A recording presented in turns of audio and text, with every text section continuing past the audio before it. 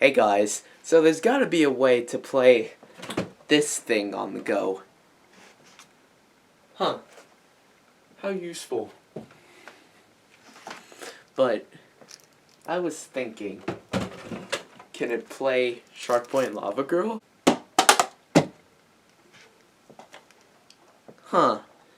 Weird.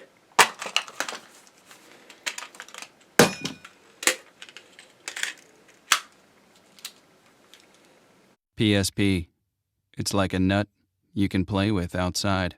That's definitely what a handheld should be. The PlayStation Portable, which is the better system of 2004. Yeah, I said it.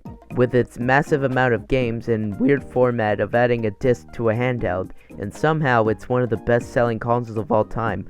Well, how did it all started? Well, it all started at E3 2003, where they announced a new handheld entertainment platform called PSP. I mean, it's just simple, and the CEO calls it the Walkman of the 21st century. But they didn't have any samples of the console, but they do have a concept for their physical games. Wait a minute, that's not a cartridge. Yeah, they invented a smaller version of the disc that's only used for the PSP, called the Universal Media Disc. I mean, there was a mini disc Walkman, but it's mostly famous for the PSP. So the first concept images were leaked in November of 2003, and that console looks weird.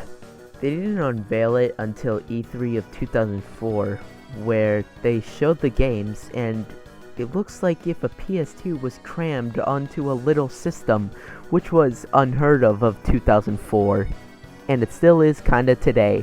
Its competition was the Nintendo DS, which is somehow impossible because the DS is underpowered. How can Sony not beat... Oh, never mind. So the release date for the PSP was December 12th, 2004 in Japan, March 24th of 2005 in North America, and September 1st in Europe. Damn, you Europeans had to wait. Damn. So the prices for each region were 24,800 yen in Japan, $250 in America, and 250 euros for Europe. And the launch titles were...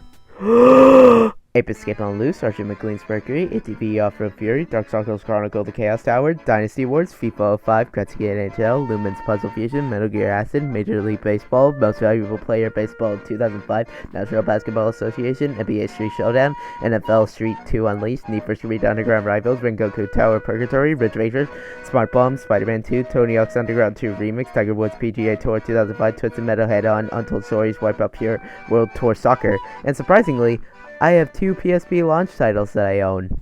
The PSP was a huge success in the US. That rhymes. Selling 500,000 units in just 2 days, like any PlayStation product to be exact, and thus began a legacy that goes on for 10 years. Most of the games on the PSP were mostly the console versions of that said game on a handheld, except Spider-Man 2. That apparently is just the first game, but on a handheld. There's so many games that are just the console version, but I can't name it all, so I'm just gonna put 5. The Simpsons game, Thug 2 Remix, Spider-Man 3, Harry Potter and the Order of the Phoenix, and Grand Theft Auto Liberty City Stories. Okay, that last one also made it to PS2, but most of them are from the 7th generation, and I'm surprised that it handled that much hardware on that little thing. I'm surprised I've been going on for 4 minutes without talking about UMD video. So basically, UMD video is just GBA video, but better. And I literally mean better. The resolution is DVD quality, which again is really good despite it being on a handheld. I would like to collect more in the future, because they're so interesting to me. But, who knows, only time will tell. Mostly the UMD videos that I want to collect are probably the most dumbest shows / movies that kind of feels weird on PSP, like South Park or the This Is It movie. Yes, that exists. But again, only time will tell. Okay, I can't find anything to talk about that software-wise, so let's get into the variants of PSP hardware. So basically, we got the 1000, the launch model, the 2000, the same thing but lighter and a brighter screen, the 3000, the GBA-SP AGS 101 of the PSP Go, basically the third coming of Satan, and the PSP Street, or E1000, Europe only, and kind of like the Switch Lite of the PSP family. Now onto some random things, I guess, I don't know. It was all sunshine and rainbows until the PSP got its last game in December of 2015, which is shocking because the PSP was discontinued the year before, and the PSP store closed in 2016, which sucked ass, but that's pretty much saying that it's time to go, and see you from the other side.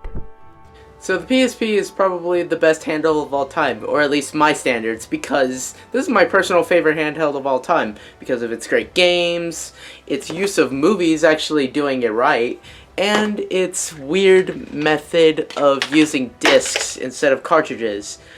But in the end, I need the This Is It movie so I can complete my Michael Jackson PSP collection.